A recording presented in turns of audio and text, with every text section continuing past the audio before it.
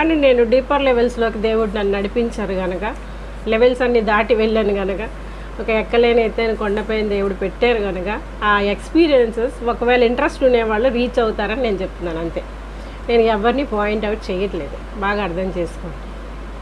భక్తి నువ్వు కట్టుకుంటున్నావు, నమ్మకంగా ఉన్నావు, దేవుడికి యథార్థంగా ఉన్నావు. నీకు ఈ అనుభవాలన్నీ నీ జీవితంలో రాకపోవచ్చు, కానీ నాకు అవసరం, నా జీవితానికి దేవుడు నాకు ఇచ్చారు, అంతేనా?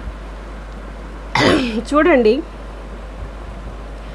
పచ్చిక గల చోట్లను ఆయన నన్ను పరుండజేయుచున్నాడు, శాంతికరమైన జలముల యొద్ద నన్ను నడిపించుతున్నాడు. నేను ఈ విషయంలో మీకు చాలా జాగ్రత్తగా నేను కొన్ని విషయాలు నా అనుభవంలో చెప్తాను. మన చుట్టూ పచ్చికేసుకొని, మన చుట్టూ తోటలు నాటుకొని, మనం ఒక ఒంటి స్తంభం మేడ కట్టుకొని ఉన్నంత